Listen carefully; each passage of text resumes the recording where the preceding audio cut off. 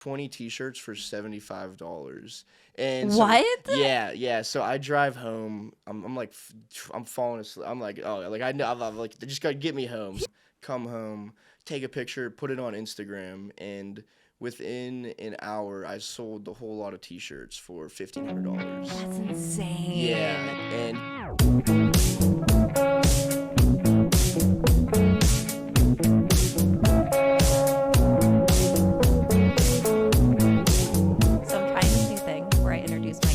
because I haven't been doing it for a very long time, if ever. So, Christian, thank you for being here, the owner of the Closet in Bellevue. How's it going, everyone?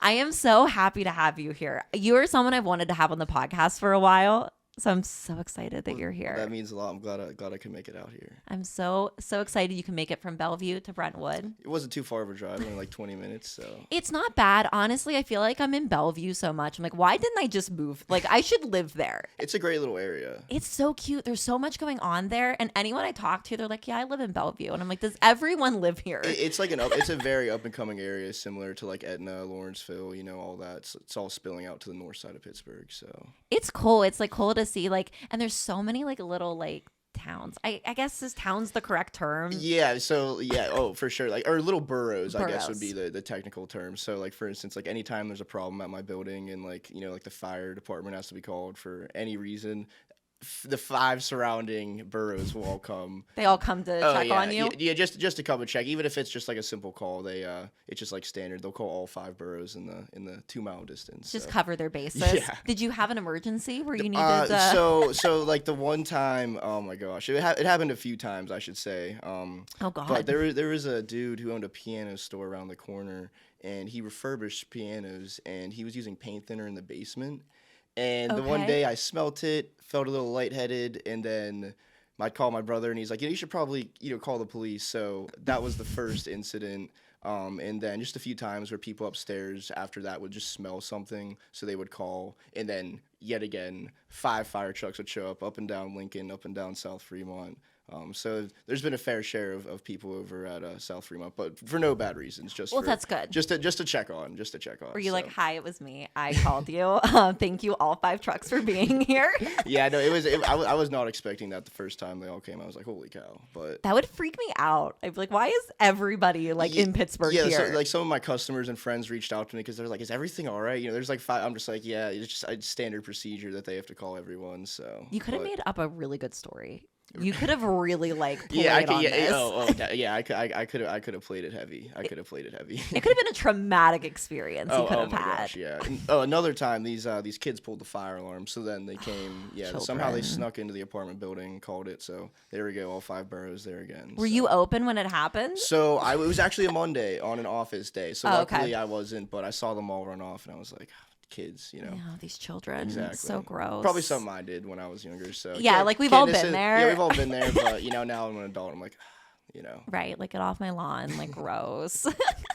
Your storefront is such a great location. I love the way you have it. Like, I don't know if the decor is the correct way, but like, it's just so cool. Like the vibe in there is great. I love to hear that. And that's like the whole goal is when you walk in, you feel like a blast from the past. Like you get hit with nostalgia. So we got the 90s posters. We got all the vintage clothing. Love it. Old shoes on the wall. Also, Even better. We sell new shoes, but also old shoes on display, knickknacks, the old VHS and TV. I got it all. That was really my idea when setting up the store was, I want to make it as vintage as possible. I think you've definitely achieved that. It's a great spot. And I like on your website, like you it's almost like an aerial view. Like you get to see like the entire thing. Yeah, did you see the 3D tour I have on there? I did not see the entire 3D tour. Yeah, no. So one of my buddies, he has a 3D camera, and basically he just went to 4 positions throughout the store and then did a 3D photo. He centralizes it, and then there's like 4 clicking points, so you can walk around the store. You get a 360-degree shot. Now, it is like 6 months old, so I need to do another one because the store has been upgraded a lot since then with like new racks and new items. But it's like such a cool feature, and it's one of the things that people come in, they're like, oh, that's a great little addition, So it's awesome. And like even when you see it on Instagram, you're like, it's a cool spot, and like you're like, I have to like check this place out. So like that makes it 10 times better. And isn't your changing room curtain, isn't that Space Jam? So no, right? so the curtain is Lion King and Aladdin. So they're old bed Love sheets. it. They're old twin bed sheets. So I paid Fuck about yeah. like $2 a piece. And then I got my buddy Brian. Shout out to my tailor. Brian, thank you. He custom made the curtain. And then ever since then, like I got offered. One time they were doing a Bellevue beer crawl. I think that's the correct way to put it. But there's like 16 small businesses, 16 breweries. You went around to each small business, got a little beer, talked to the owner and so forth. But that's really cool. Oh, it was a great event. There was over like 600 people in the matter of 4 hours that came into my store. So it was great publicity. But this dude, by the end of the night, he was a little tipsy. He was like, I'll give you $50 for that. That would be perfect in my new house. And I was Where like, was he going to put it? And I was, he said his shower. And oh, God. And I was like, I don't really know. And then he's like, $100. And I was like, I really can't. But I was really considering it. But, you know, that was like one off and custom made for me. Even though I could recreate it, it was like, you know, it's meant to be there. Like, it's close to your heart, but like maybe if you would have said $250, it would have been like, you know what? Yeah, exactly. It's yours. If there was a $2, he could have had that all day. And for a shower curtain, like, I kind of feel like that's cool, but like maybe like a little disrespectful. Yeah, you know? and the length would have been way off because it's like a full dressing room to the ground. So it would have been like so long. Yeah, it would have been dragging on the floor, but. Could you imagine being drunk and like purchasing it, like waking up the next day? Yeah, and the next like, morning you'd be like, "Oh my gosh, what did I get myself into?" Right. But and then you're committed. You have to put it up in the shower. Exactly. Yeah. If you're $200 into it, you've got to be at that point. You have to do it. But yeah, that event was great. Met a lot of good people. Got around to see a few of the businesses. It was all around a really good time. Bellevue's happening. It is. The things are going on there. Like I said, I spend a lot of time in Bellevue. They do a wine event as well, like the same thing, just with like wines. Oh, nice. Like my brother participated in the previous wine one, and it was a great turnout. I helped him out there.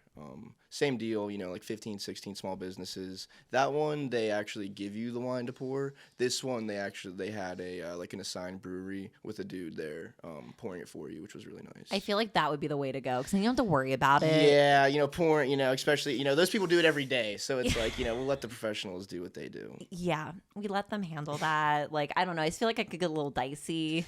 Yeah. Especially people are like drinking and they're like shopping and like I can just see things happening. Exactly. I was a little nervous, like, you know, people drinking and being in the store, but it wasn't a problem at all. You know, except for like 1 or 2 drinks on the counter, you know. And obviously you make your best purchases when you're drinking. Exactly. So. Yeah. And it was a great day for sales, so I cannot complain. We love that. Yes. It's fantastic. So how did this start? Like, where did you come up with this idea? Have you always thrifted? Yeah, so to take it way back, I started thrifting when I was 14 years old. Okay. Would go with like my mom to the local Goodwill, and I started by selling North Face and Columbia, that style jacket, on eBay. Nice. So I was 14. I couldn't get like a real job. I didn't have like my worker's permit yet. And it was like I was earning anywhere from like $70 to $100 a week. It was pretty good. It's pretty legitimate. Oh, for sure. Well, you know, it was consistent. And then when I was 15, I got like my actual job, you know, like working at a dry cleaners. So then I calmed down thrifting a little bit. But then at that time, it was like 2016, Supreme really like took off, you know. My brother showed me and I was like just in awe. So I started to go down that wave. I was still thrifting. Okay. But like the real turn of it was when I was thrifting and I found a Michael Jackson t-shirt for $1. And what? I listed it for $125 the same night. And Yeah. I woke up the next morning and then the money was like deposited into my PayPal. And that's when I was like really like it became like clear to me like you can make money selling clothes because I had always knew I was very fashionable my whole life. Like I knew I wanted to do something in the clothing industry, didn't know what. But that was really like what took it off. So that was about 10th grade, and then in 10th grade I made a business plan. And what? Yeah. What 10th graders making a business plan? So it was for a business class. Okay. And so it was called, it was as cheesy enough as it sounds. It was called Thrift and Hype 412 because love it. Yeah, it was actually my Instagram handle at some point in time. I'm not gonna lie. But at that time I wanted to really focus a lot on the Supreme just because it was like so big at the time. Now I still carry like 10 T-shirts, but people don't really care for that as much. So that's really like what started the whole like my whole entrepreneurial side of my life. This is crazy. So like this has been your life for a while. Yeah. Like this didn't just like start a few years ago. Yeah, like I have my eBay account since 2015. I have, over like 2,000 sales and 500 feedback. I've people look at me 5-star rating. Yeah, people look at me like I'm 21. Oh, like he's been in the game for like a year or two or something. But I haven't been putting all my time into it, but I've been doing it for a long time. Almost 8 years. So that is crazy. I honestly wasn't expecting you to say that. So that's very cool. Awesome. Yeah. So I'm very happy with with all I've done so far. Like after I started thrifting and getting the Supreme, I actually ended up making my own clothing brand for a little bit of time. And then I had some good success with it. But at the time, my thrifting was really picking up. And I got more satisfaction out of like selling a used garment to someone rather than just screen printing a design on a t-shirt and selling it, So I feel like it's probably a different satisfaction to finding something and then selling it for a profit. Especially when you connect a piece to someone that has like a history of something, like, oh, my dad was at that concert, or like this is where my dad went to college, or I go to college here, and so forth. It's really cool. Especially another good thing is when you can tell a customer like a story behind a piece. Yeah. Like I got that off a lady that went to those concerts, or something like that. So how does that work for you? Do people contact you when they have things? Do you hit up yard sales? Like, do you go like to different states? Like, what's this look like for you? So it's honestly everything. My number one thing is I have a few like wholesalers that I go to. Okay. I try to go to one a week, and then I have about 5 or 6. So I hit like the same wholesaler like once a month. And they like kind of curate selections for me. I get to see everything they have. Okay. So that's like my number one way. Number 2 is walk-ins. So like let's say like the t-shirt you're wearing, you don't want to wear it anymore. You could be like, well, can I get cash or trade? So that's another way. Typically those transactions are anywhere from like 1 piece to 5 pieces. Okay. Normally people aren't walking in with like 100 like a garbage bag of stuff. But it happens sometimes, but not all the time. And then lastly is flea markets, garage sales, stuff like that. I love those. Oh my God. Me too. I'm excited. I'm excited for the spring and summer this time, because last year I was just grinding and I didn't have an employee and like I couldn't really go out there. This year I'm excited to go out and actually pick again. It's something I've really like missed this past year. It's also the best time to get deals, because people are generally looking to give away stuff or get rid of it rather than sell it and make a profit. Is there anything better than getting up early in the morning and going to a garage sale? I love it. I think it's so fun. I think getting up early and going to a flea market is a little better. Okay.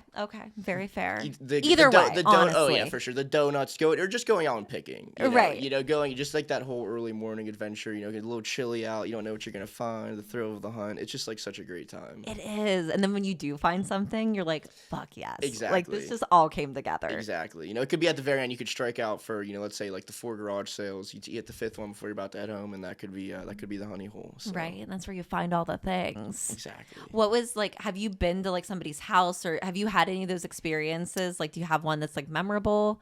Yeah. So I've had quite a few like cool experiences. One of the most notable ones was I got to dig through like an old Pittsburgh sports store. He's still technically open. Okay. He's very wishy-washy guy, but he has like swirly. a whole attic full of stuff, and he had a whole storefront full. But when I first met him, he told me that he buys sports stores and constantly flips them. And I was like, oh, this is a cool business model. And then I go through, I bought like maybe 150 t-shirts. About 120 of them or so were brand new with tags, a bunch of cool accessories, socks, hats, you name it. Spent a lot of money with him, and he's like, oh, I get stuff every week. I go back the next time, and I'm like, I think this is stuff from the attic. And so coming to find out, he's a big BSer, but I was able to dig through like all of his old stock over the past, like, let's say 30 years, and I got really good prices on a lot of the stuff. So that was like one of the most cool finds that I've had. They're like cool digs that I've had. Yeah. But I've also had really cool like Facebook finds. Like for example, my most profitable flip. I'm a big Facebook marketplace. I don't know if you like that. I do like to search every now and again just to kind of see what's out there. That used to be like my big thing. Like I would always be on there. And so put this in perspective. So we're heading to Florida at Tuesday at 5 a.m. Okay. And it's Monday at 8 p.m. I'm sitting on my couch. I'm just going to hop on Facebook Marketplace. And I see a box. It says box of Harley t-shirts. And I flip through like the first 4 photos. And the photos were horrible quality. and I could just tell they were like 70s and 80s Harley Davidson t-shirts. And I'm like, ooh, so I messaged the lady, and I see it's in Canton, Ohio, and I live up in Cranberry, and like the Facebook radius used to be 50 miles. So it just hit. It was like 49 miles away. I was like, hey, wow. I'm interested. I can come in I can come in an hour. Like I'll leave in an hour. I'll be there by like 10:30. And she was like, like 10:30 is fine. And so at the time I didn't have a car, so I had to wait for my brother to get home from his store. And so he was running a little bit late, so I messaged her. I'm like, all right, I'll be there at 10:50. And she's like, all right, no later. We got to go to bed. So I get to Canton, Ohio. It's like 11 o'clock at night. And she comes out in like a robe, and he comes out. No. They take me to the garage, and then they just set this box of t-shirts down on the table. And the 4 photos that she posted couldn't have been better because they were the 4 worst t-shirts they had. Really? So I'm pulling out one after another. Like, me and my ex-girlfriend were there at the time. I'm like trying to contain my excitement. Because I'm like literally knowing I hit like the cash cow. And then she's like, were you the gentleman that bought the last box? And I was like, oh, don't even tell me that. Right. So, no. And so I guess there was last summer or the previous summer, there was a guy that came through and bought another box that they had. And they just found that one. They used to have boxes of Harley tees? So he rode from, I believe it was 1975 to like 2001. Damn. So he bought a shirt every Harley Davidson dealership he went to. And luckily I got the older box. They sold the other guy the newer stuff, so I got all the older ones. So you got the good box. Yeah, so I got 20 t-shirts for $75.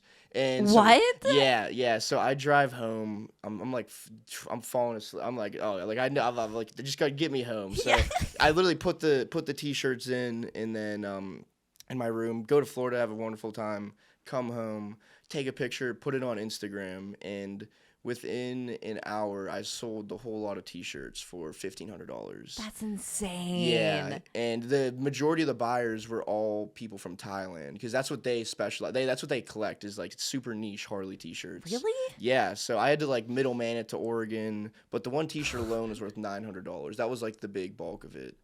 But yeah, that is wild. That was like my biggest return on a flip. And technically, if I would have posted that like next day, I could have turned 75 into 1,500 like within the matter of a day. Literally, which would have been really cool. But like a week, I took a vacation, then did it. So honestly, it paid for some dinners. Yeah, you lived your best life. You got the Harley tees from the lady in the robe in her garage. And then you got to go to Florida. Exactly. So I think you had it planned out very well. It was the best, and they were very nice. Like they were maybe like 70s, like a cool, cute old couple. You could tell they like rode bikes back in the day. It was like love it. And then when I sold those t-shirts, the one guy was like super happy that he got to buy the whole collection and stuff. So it was like cool that they got to pass that to me, and then I got to pass it to an actual collector. Mm-hmm. So always good to, like I said before, make that nostalgic connection with someone. I honestly didn't think about that before we started this conversation, but like you do probably have a lot of those moments. Oh, yeah. Where you're connecting people with items. Oh, the number one thing is when they come to check out and then they see all my VHSs and like, oh, I used to watch that movie. Like, because I have all the classics, like Home Alone, Austin Powers, all the Power Rangers, like old Pokemon movies, you name it. I love it. All of the staples. Wayne's World, that's my favorite movie. That's another classic. It's a classic. Oh, that's so amazing. It's one of the best. So I feel like you've probably had some interesting store experiences since you've been open. Oh gosh, I've had quite a few. We would love to hear one. Can you share one? Yeah, let's see. I'm trying to think. Like I'm putting you on the spot. Yeah, I'm trying to think of like one of the good ones, one of the last good ones. Oh gosh. Well, there's this one lady that walks by. She's maybe like 80 years old. Okay. And she'll like stop right at my door and she'll like look in for like 30 seconds. And then she'll keep walking. Like, did she open the door? No, she'll just like stop there. She'll just like stop there and like glance and like look at me, and I don't look at her. And then so this happened for a period of like 2 months, and finally she like built the confidence to like come in, and then she ended up spending like $60 on Mickey Mouse stuff. Okay. And I noticed this, and my other friend did, and he's like, I got a mannequin. And he's like, you should put a Mickey Mouse t-shirt on the mannequin and see what happens. And sure enough, like the next day, I put a Mickey Mouse t-shirt on, and she stops in and buys it. What? And then the following day, like the same thing happens. And then finally I was like, yeah, I'm not going to put like another Mickey t-shirt up. But this happened like 2 or 3 times. Like, I don't know if she had like dementia and forgot that she had just bought 3 t-shirts or 4 t-shirts like the past 4 days. Yeah. But she bought another, and I was like, well, that's, so that's a good one. But of course, like I'll have some people come in, under the influence of, like try and sell me stuff, like just to like, oh, like I need $20, which is always like annoying because they'll bring me in like a modern, like t-shirt from like Hot Topic or something. Exactly. Like an old, like they'll think it's like a 1981 Pink Floyd t-shirt, but it's really like a 2020 Pink Floyd t-shirt. They're like only like $20 or $40, and I'm like, yeah, I can't do that. And like I try to be as like respectful and as polite as possible. But, I get my fair share of crazy customers. I can imagine that you see a lot of, crazy things. I feel like when you just deal with the general public and retail in of itself, you kind of get a little bit of that. Yeah. And another good one is, speaking of the dressing room. Yes. So this guy and his girl came in. Oh, no. They made it right. But so they came in and they were like, oh, we've never been here before. They haven't been back. But they were grabbing a bunch of stuff. And I was like, okay, this either goes one of 2 ways. Either when someone grabs like 10 items, they're either going to buy it all or they're going to buy one of it. And they're just going to like cherry pick it. And so this guy grabbed like 4 Carhartts, 2 puffer jackets, like 2 lightweight jackets, and then 2 crew necks, like 10 items. And he just tosses them up on the dressing room.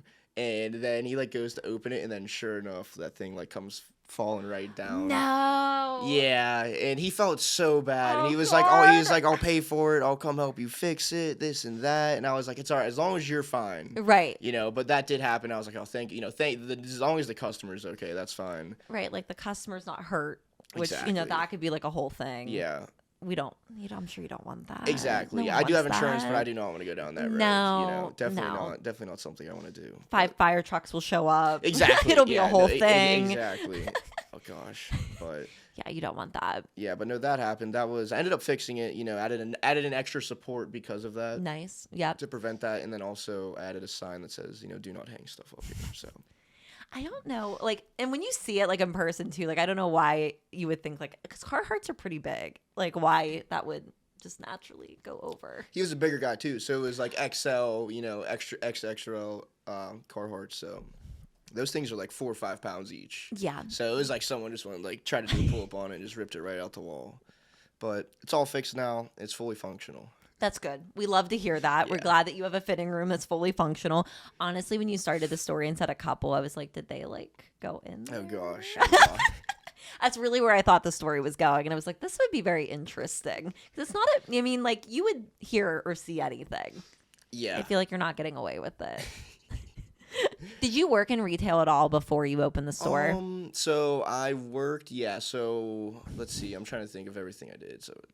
So my last retail job was I worked at Target. Okay. I did that from like October of 2020 until October of 2021. And that was fun. I did drive up with a lot of my good friends. Nice. So that was great. But before that, I was a manager at Dollar Tree, which was... How was that? Oh, God. So I was 19 years old, and I was the assistant manager of Dollar Tree at the time. You're 19 years old, and you're the assistant manager of a Dollar Tree. Wow.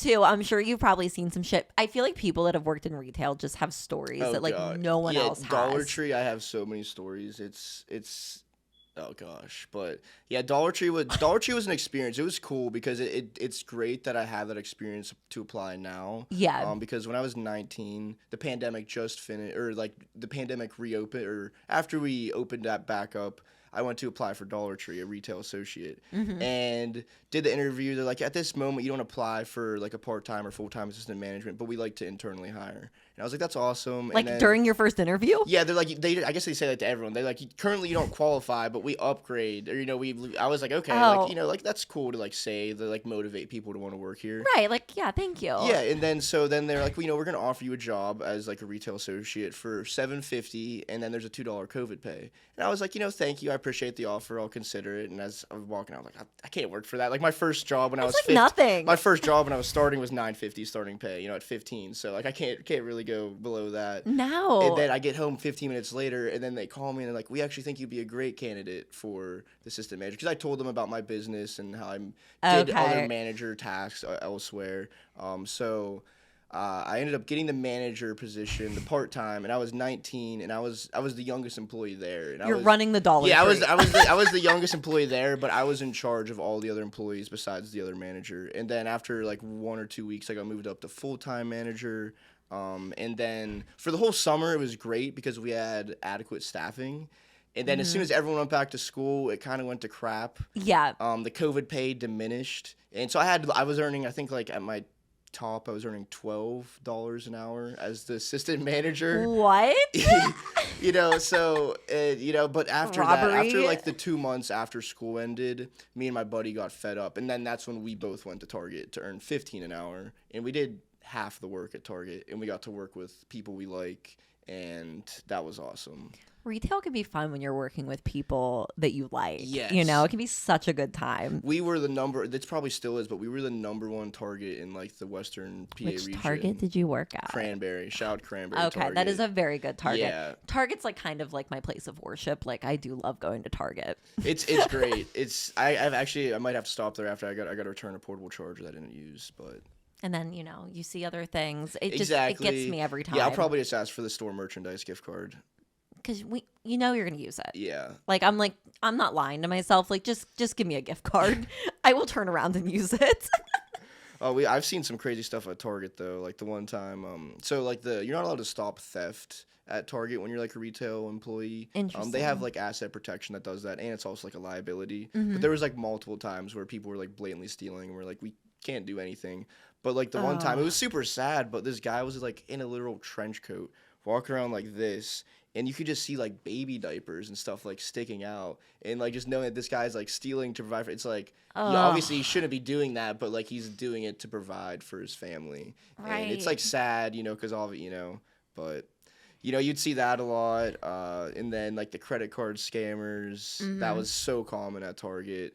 And then like the one time these two people tried to steal like TVs, two giant like 70-inch TVs out of the back door. Like they have the emergency exits. The alarm's triggered and everything. They had a U-Haul. They left one like at the door. Was someone like in a Target uniform, like just like ready to go? I don't even know how like they did that, but like if you wore a red shirt into Target and you have confidence, you could literally be an employee. I feel like you probably could. Yeah. Honestly, that could be like a really fun time. Oh, yeah.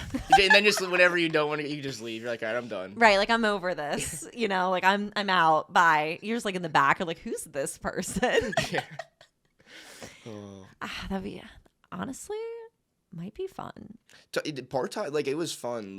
It was fun working at Target until the same thing happened. Where when I worked at Target, it was the year where a lot of college kids chose to take a gap year and like work. So there was a lot of like motivated, young-minded, good individuals. Mm-hmm. And then after they all went back to school, they hired like the high schoolers and some of the other random other people. So it went downhill. And at that time, though, I was like already planning to open my store. So I was like, yeah, that's my final reason to get out of here. It gives you the push. Yeah, exactly. To do it. How long have you been open? I've been open 1 year and 3 months now. That's crazy. Yeah, December 2021. December 1st, 2021 was my first day. Oh, that's awesome. Yeah. That's so cool. I'll never forget walking in the second day was probably the coolest thing. Like, really, because the first day, like my family was there and all my friends. So, like, I wasn't actually, like, working. It was more like a celebration. Yeah. But the second day I walked in, it was, like, just me. I turned the lights on and I was like, if I don't want to do anything, I don't have to do anything. And that's when I like really realized that, like how much effort I put in is how much I get out. Mm-hmm. So that's when it was clear, like being your own boss, you have to accept the responsibilities and be able to keep like a level head. So. And that place is yours. Yeah, exactly. Like it's all yours. It's no one else's, and I don't owe anyone anything. I don't. It's like it's great. It's a great feeling. And now you have an employee. Yeah, so I have some part-time help 2 days a week now. Nice. Yeah. Look at you. Yeah, it's nice. If I want to go to the skate park or if I have to go to a post office or do a buyout, it's a great little addition. I worked for a small business for a little over 2 years. Okay. I managed a small boutique. Okay. And honestly, it was the best 2 years of my life. So I think that having a part-time employee is so great. They're gonna have the time of their life. He's a really good guy. He works I guess you say full time as a bartender. Nice. So that's like the number one thing. So one thing that's different from my store to a lot of other vintage stores, I like to make it like a personable experience. So when you walk in, hey, how are you? You know, I'll try and get your first name. What are you looking for? Is there anything I can grab for you? And like 8 times out of 10, you know, a conversation will flow. And I like to create that atmosphere where you're welcome. And if you have to ask a question, you're more than welcome to. A lot of other vintage stores, you shop, you put your head down, you check out, and you get out. When it's awkward when it's like that too. Yeah, it's like you almost feel like you like want to just get in and out. Exactly. And so like that was the thing. Like I have people asking every week if I'm hiring, and really. Oh yeah, like there's a lot of younger kids, and then like some college kids as well, and then some older people. But you know, a lot of everyone. People exactly. Everyone is knocking at your door. and like they'll ask, and I'll be like, you know, I'm looking, but like oftentimes I could like tell if someone's like personable and stuff like that, and I haven't really found too many people that I'd be like, you know, you're an ideal fit. But this guy, he's very personable, can hold a conversation with literally anyone. You know, he's a bartender. Oh, for sure, you know, yes. so he's like a perfect fit, and he loves vintage. So he's been shopping with me since I opened up. So oh, that's great. Yeah. I feel like it's gonna work out like so well. Yeah, it's great. It's because it's not like I have like someone 5 days a week, so I'm committed to a huge amount of money, and it's nice. Like, if I want to take a day off, I could, you know, because right now my only day off is Sunday. You need some time off. Yeah. Definitely. Work-life balance. Exactly. We talk about it. It might be a thing. I don't know if it truly exists. Yeah, it's hard. You know, it is hard, but I don't think it does exist. I don't think it's actually a thing. It's like a teeter-totter. It's like work, life. Like sometimes like, you gotta, what do you know, it's hard to balance it off. It is. It's very difficult. And if you have an employee, I mean, you do a lot of like shows and like festivals and like you're doing so much. Yeah. So that's like another thing that I'm really excited about. So like this year, last year I didn't do shows on Saturdays because I was open, and Saturdays are my biggest or my best sales day. So I wouldn't.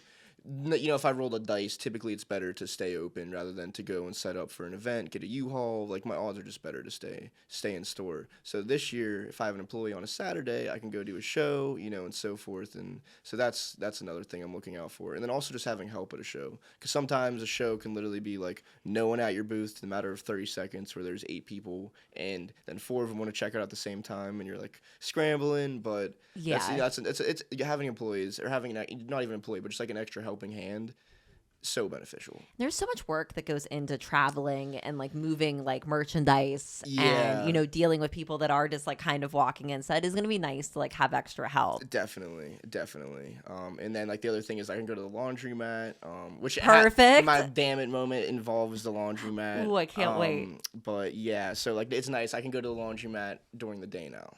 Oh, that's perfect. Yes. I think I saw, I don't know if it was a reel that you posted where like you got up like really early and like went to the laundromat. Is that like a thing you do all the time? Yeah, so we'll get into that later. Okay. But yeah, so I go to the laundromat at least once a week. I wash everything I sell unless it's brand new. That's just like another thing. Like I don't want another thing. A lot of other vintage stores, they'll sell anything. And you might walk in, it might smell a little bit. Like the whole idea that you walk in, you get a nice nostalgic look. Everything smells good. It's very clean. And the idea that you can buy something from me and wear it out the store, you know, that's a huge thing. Like you could literally, like you like that T-shirt, you don't have to go home and wash it. You could wear it right now, and it's a great selling point. And it's just good. It's good to be clean, you know. We like being clean. Like it's much appreciated as like a customer.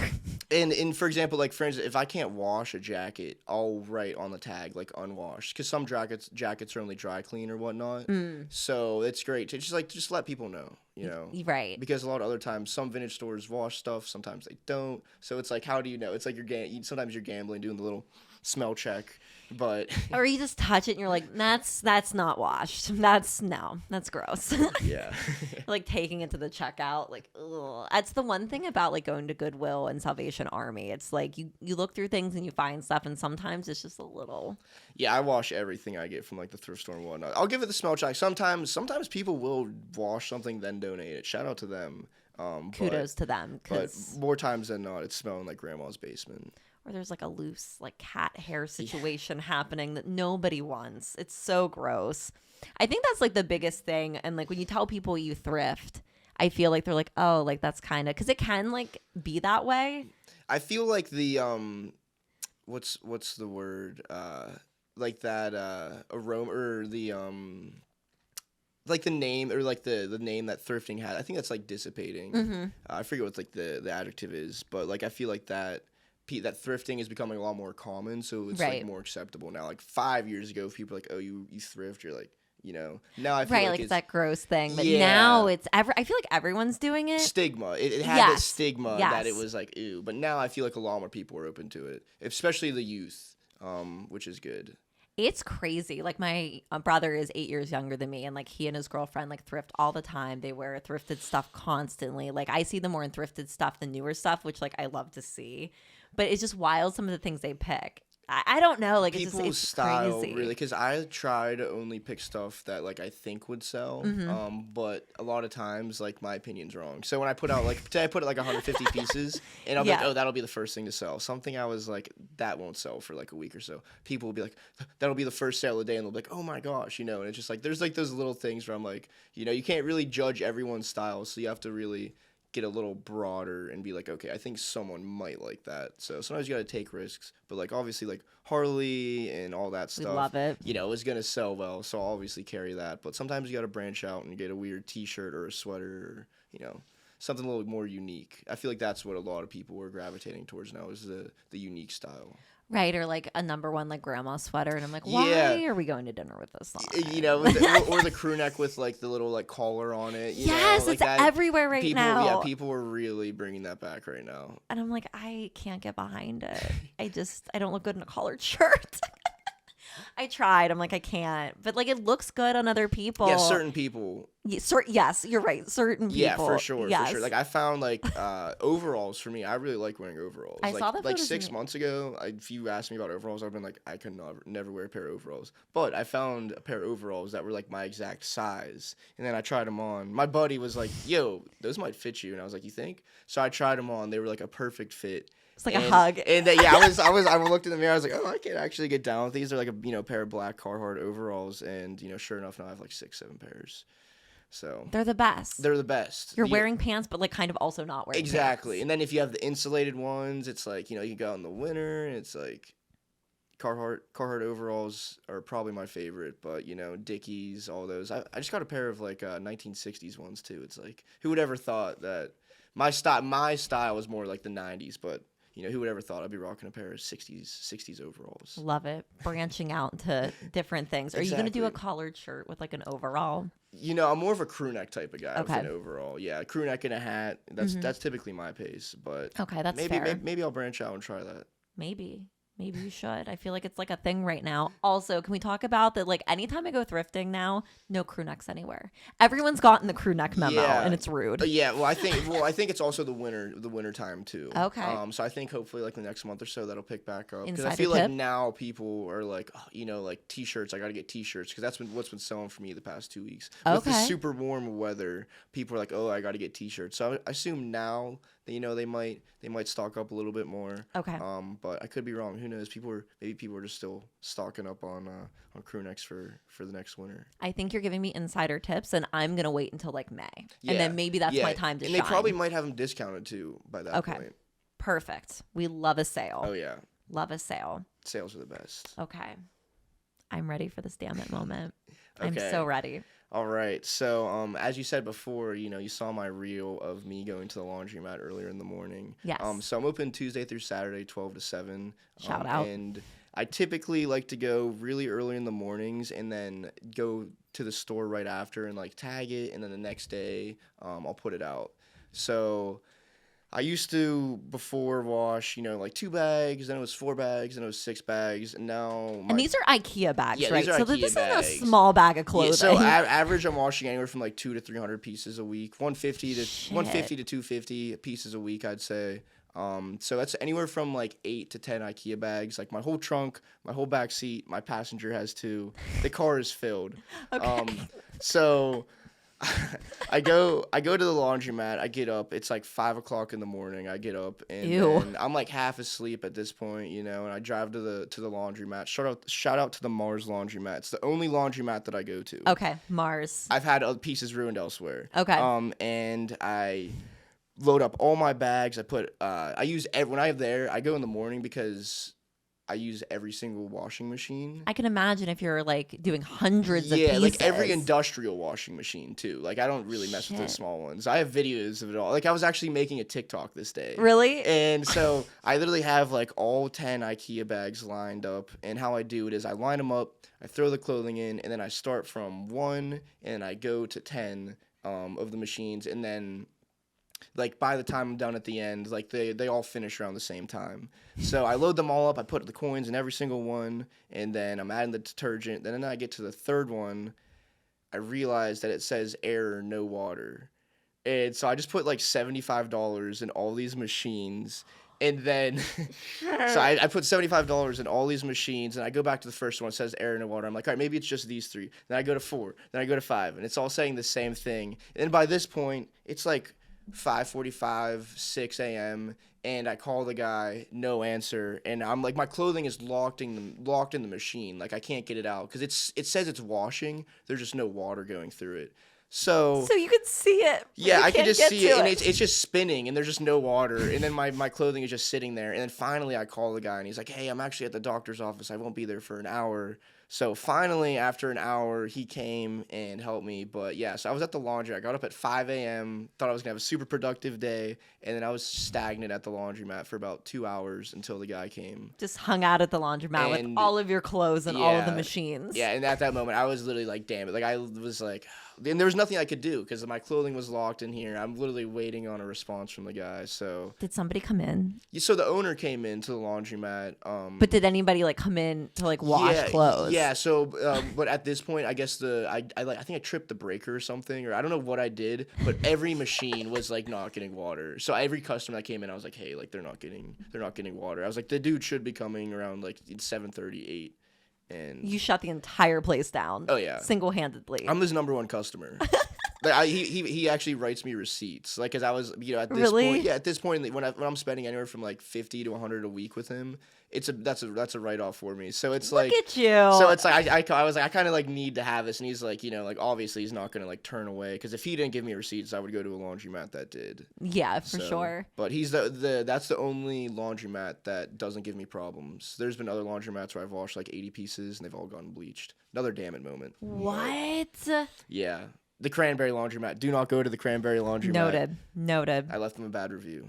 As you should.